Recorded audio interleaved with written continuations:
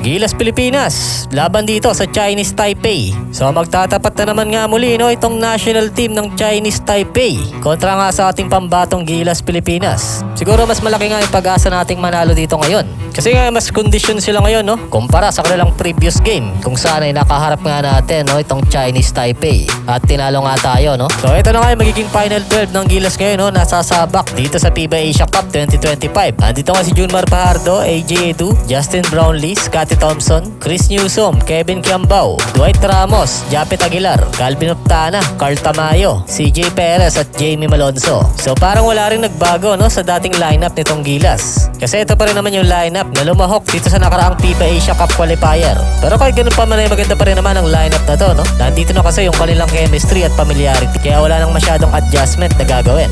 So hindi pa nga pwedeng lumaro no ito si Kai Sotto.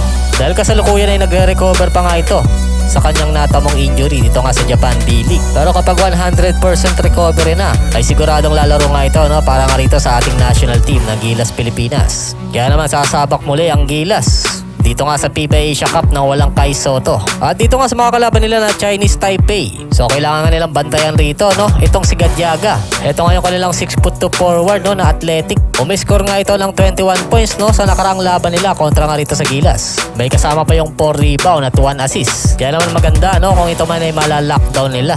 Para nga malimitahan yung opensa nito. Para nga hindi na maulit no, yung 21 points na kinamada nga nito. At ang sumunod na kailangan din bantayan ng Gilas. Ito nga si Ting Chen Lin.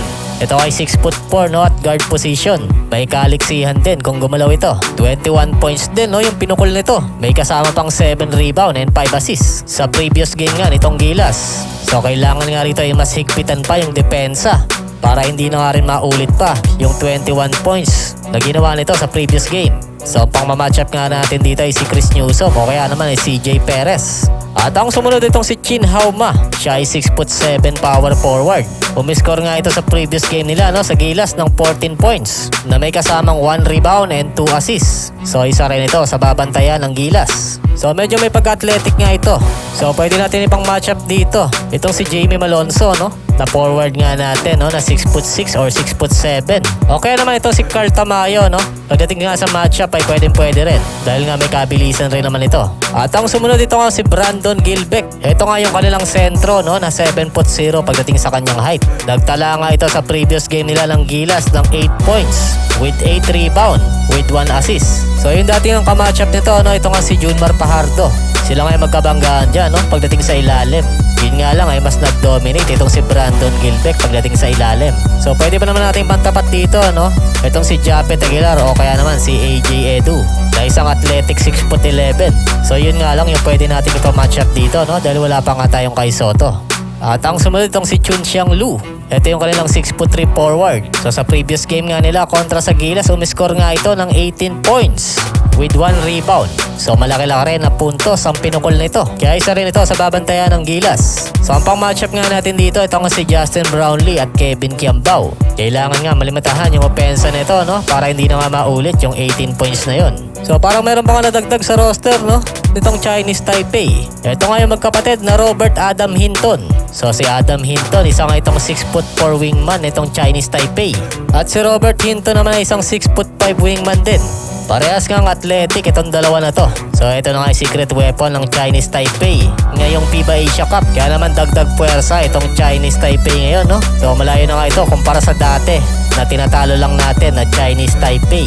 So kahit na ganoon ipapalag pa rin naman itong Gilas. Tinalo nga natin ang Macau Black Bear no, sa isang tune-up game. Yung mga player nga ron ay halos puro athletic at bukod dun ay matatangkad din no, at puro African player. Si Justin Brownlee nga nanguna ron no, nagtala nga siya doon ng 32 points. At pangalawa naman doon ay si Dwight Ramos na nagtala ng 19 points. At pangatlo naman si AJ Edu na nagtala ng 15 points. At pang-apat si Kevin Kiambao na nagtala ng 14 points. At pang-lima si Scottie Thompson na nagtala ron ng 10 points. At CJ Perez 7 points. Chris Newsom naman ay 2 points.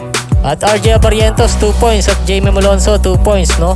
At dito nga sa magiging laban nila kontra Chinese Taipei dito sa FIBA Asia Cup, mananalo kaya ang Gilas o tatalunin silang muli nitong Chinese Taipei?